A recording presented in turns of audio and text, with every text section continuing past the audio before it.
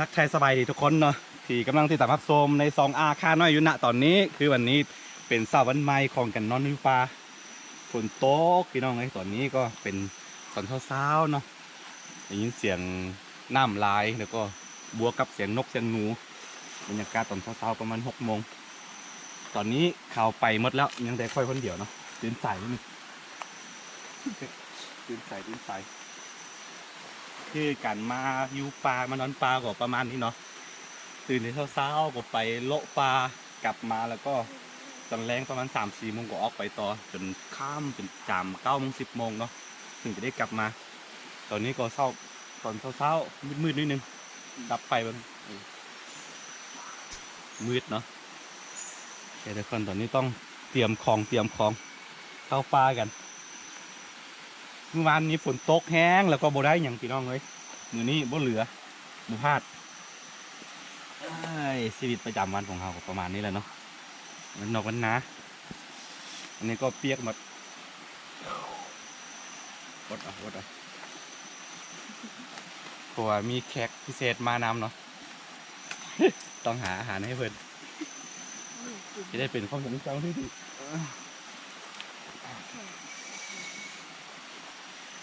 ยุงหลายพี่น้องเอ้ยยุง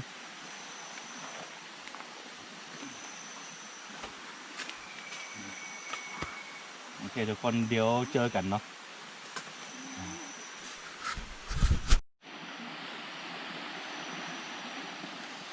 คือตอนนี้ก็เขาจะทิ้งเสาคูแล้วก็ตากล้องแล้วก็อีกน้องชายอีกคนเนาะไว้นี่เหมือนเดิมเนาะเพราะว่าจะเป็นหน้าเฮ็ดหน้าที่ทำอาหารก็คือ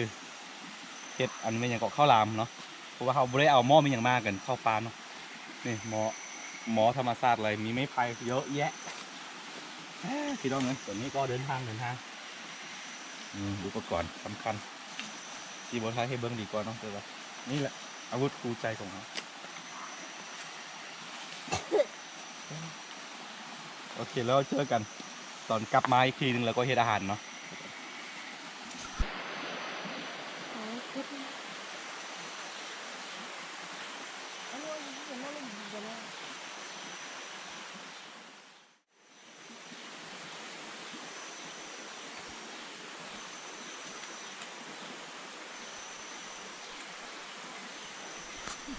คือพิษแผนเนาะตอนแรกว่าเขาสิไปโละปลากันแต่ว่าอุปกรณ์ในการไปโละปลาเนาะจุอันนั้นเขาไปหมดคิดว่าทำบ่ไปเพราะว่าเขาตื่นสายเนาะว่าเป็นอย่างนอนต่อไอ้คือนอนต่อเลยเดี๋ยวเจอกันเพราะว่าเขาเอาไปหมดแล้วปลายก็แบบหาบ่มีอุปกรณ์ในการจะใส่ในการล่าว่าอย่างไงกันเลยว่านอนต่อก่อนนอนบ่อิ่มเมื่อคืนนี้ฝนตกเนาะเปียกหมดเต้นตัวนี้มันเวลาฝนตกนะครับวันแนะนำเลยต้องแบบเห็ดอันนั้นนะเห็ดกระท่อมอยู่ข้างบนก็ดีเพราะว่าเวลาฝนตกแห้งมันจะซึมเข้าไปข้างในเนาะเปียกหมดทำเลยเอาผ้าห่มมันอย่างมาเนาะโอเค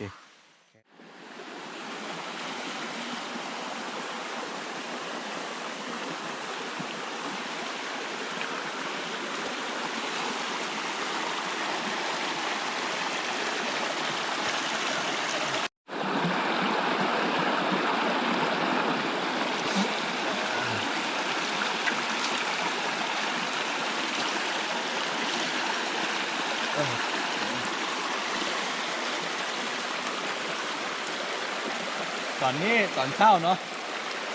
10 โมงครึ่งบรรยากาศทุกคนเมื่อกี้อย่างที่บอกไปตอนเช้าเนาะตอนแรกว่าที่ไปโลปลาจะว่าชุไอ้ไงก็เอาไปหมดเนาะอุปกรณ์ในการเข้าป่าเข้าลานะเอาไปหมดเลยบอกไปนอนต่ออีกหาตื่นมาเดี๋ยวนี้แต่เนี่ยสิเบียเบิ้ง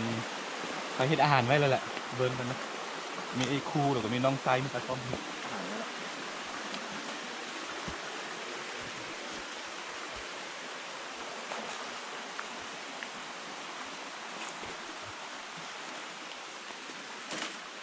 สิ่งแรกที่เห็นหลังจากที่ตื่นมาเนาะนี่กระท่อมไฟไม้เขาเห็นได้เดียวไฟไม้หมดดีแต่ยังบ่ไหม้เป็นเครื่องเหมือนเนาะไม่ยังก็คูณรองเท้ากับไม้2 คู่ nó cái hồi ít về được กะเราเขาได้มาตอนเช้านี่ผมว่าได้เบอร์เซ่เลยปูมา2 3 4 ตัวแล้วก็2 ตัวเห็ดทุกแล้วนี่คืออาหารอยู่ข้างในเป็นอาหารเด้อทุกคนขึ้นมาดูฮะ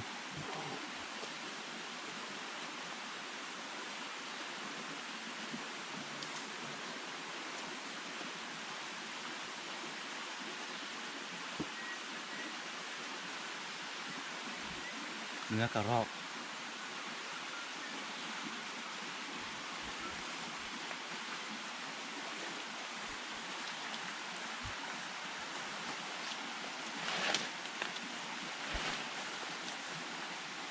แล้วก็นี่คือข้าวนะคล้ายๆคือแบบพอข้าวต้มหันนะวิธีง่ายๆก็คือเอาใส่บังไม้ไผ่แบบนี้แหละใส่บังไม้ไผ่แบบนี้แล้วก็เอาน้ำใส่หลายๆนิดนึงแล้วก็จึงเอาตัวนี้ยัดเข้าไปมันบ่ยัดเข้าไปแล้วก็ให้มันสุกคล้ายๆคือข้าวต้มเลย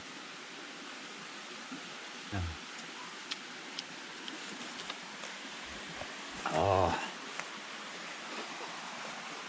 เป็นยังไงกูของมีปัญญาอยู่คือต้องบอกเลยว่าจุดที่เฮาอยู่นี่มันห่างจากบ้านประมาณ18 กิโลเนาะเพราะว่าเฮาขี่รถจักรมาประมาณชั่วโมงกว่าๆเนาะฝนตกเด้แล้วก็เดินเท้าอีกมาเดินทางอีกลงมาประมาณชั่วโมงกว่าๆเป็นประมาณ3 ชั่วโมงนี่ประมาณ17หรือว่า15 กิโลนี่ตอนนี้เขารอท่ากินข้าวยังเดี๋ยวยังอีกคนหนึ่งยังบ่ครับมัดเลยหันซ้ายยังบ่ครับเลยเนาะพูดว่าเพิ่นได้ไหมยังได้ยินเสียงตั้งอยู่บ่หิวเลยเต้บ่หิวข้าวเลยเต้อันนี้เป็นมื้อที่2เขาจะอยู่ที่อีกนอนอีกคืนนึงแล้วพรุ่งนี้ประมาณตอนเที่ยงจึงกลับหาอาหารก่อนหาอาหารใส่ปากใส่ท้องตัวเองซื้อ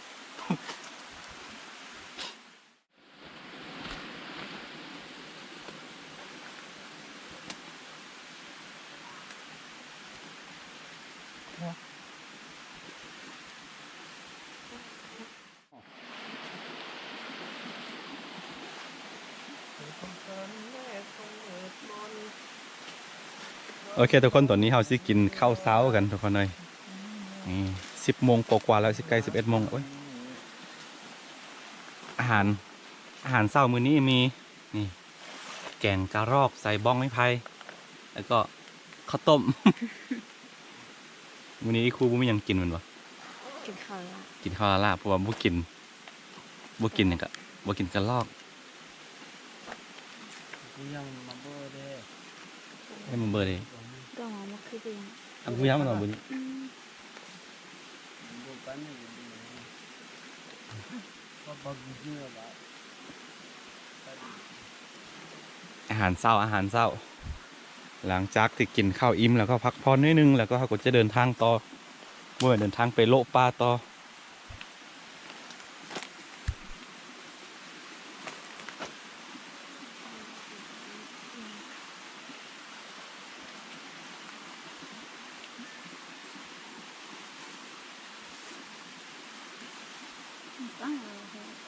สมมติมาใส่หนูมาหัวใจใช่ไหมไปเยอะ có tan làm sao đấy là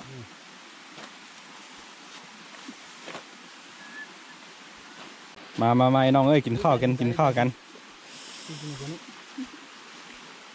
นี่เจ้าก็เลยเนี่ยกินอะไรเนี่ยบุษบาอย่างนี้นี่ทำอะไรจ้ะโอ้ยจ้ะถ้าเชื่อว่าบุษบาโอ้ยมั้ง ชิโนเบียร์ใช่ไหมชิโนเบียร์ใช่ไหม amba kanite kani bunu tifanani bunu ame tingwa ดูมียังกินครับตัวนี้พอมื้อนี้บ่ได้นกเนาะเตียงเลือกอาหารให้ 나도 있지 않아. ให้จะใส่ได้เขาแล้วสิ จะหอมมาลองชิมเบิ้งจึงหัวแซ่บบ่แซ่บ อะไร นี่แหละ แกงหอก อุดแล้วเคยกินถึงเนื้อแล้ว อันที่เป็นหนูนะอันตัวต้องกินนะ พวกนั้นนะเราก็เห็นหั่นแหละตัวใหญ่ๆเลย กดหนูไว้ อันหอกเนี่ยมันมีขนเลยตัวหนูมันบ่มีขนเลยมีตัวแบบไอ้ตัวมีเราห่างมันนำบ่มีขน เดี๋ยวให้ได้ แต่ว่าหอกเนี่ยมันมีขน ผมว่าจะไปที่ตัวน่ะเดี๋ยวจริงๆไง ข้างหลังเอาคือมันเลยจ้ะ นี่เราจะทำ เอาตอนเดียว อ่ะประมาณ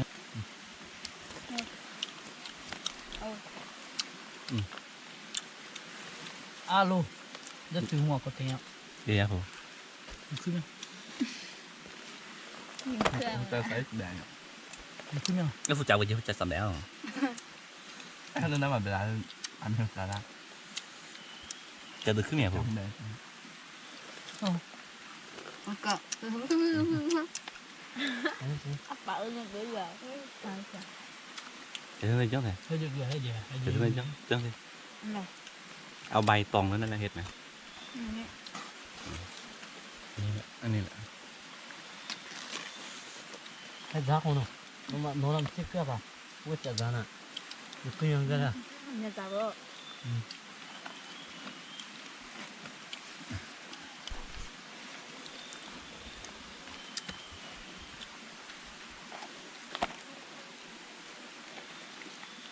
นี่คือการลอกพี่น้อง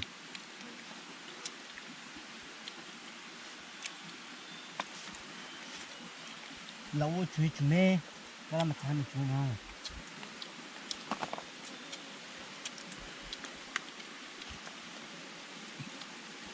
ยังไปจีบอะไรเด็ดสิ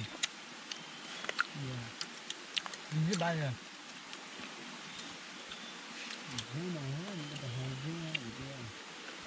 อาจีบทั้งคู่เลย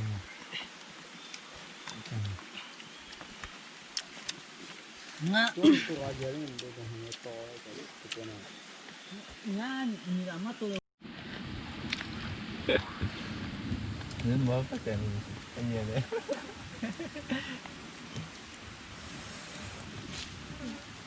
ต้องซื้อบ้างไหม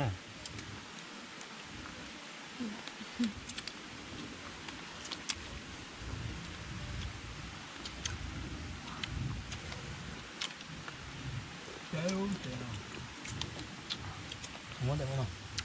れだ。もでまいちゃったよ。も มีจีโมดาเนี่ย ไม่ใช่มือจับมือ อ่า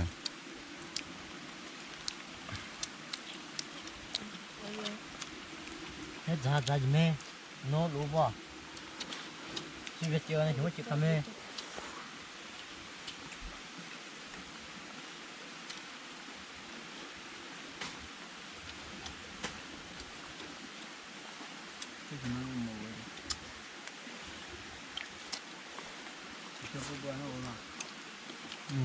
เขาพอเบื่อหอยยาว ที่นอนเลย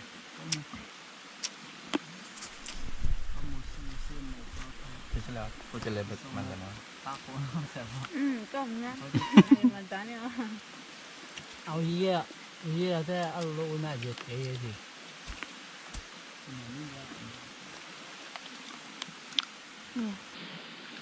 โอ้แล้ว เงาตัวมันหรอไม่ใช่ตัว หลายคน นี่คือน้ำซาจากธรรมศาสตร์คือเวลาเข้าปลาแบบนี้ต้องต้มน้ำให้สุกจนกลิ่นเนาะเพราะว่า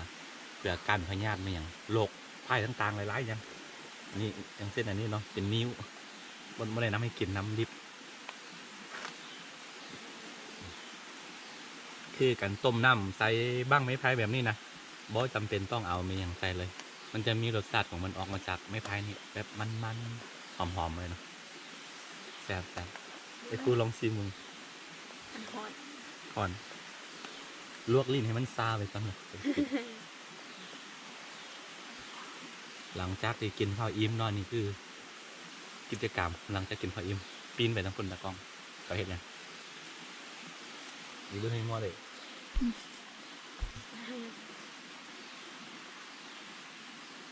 cái lùi cái lùi เลยโยนจะลงยัง เบิ่งยิ้มเบิ่งอันดักปลาอันดักเลยนะตัวอันไซส์อันนั้นเพื่ออย่างให้มันงาม đây là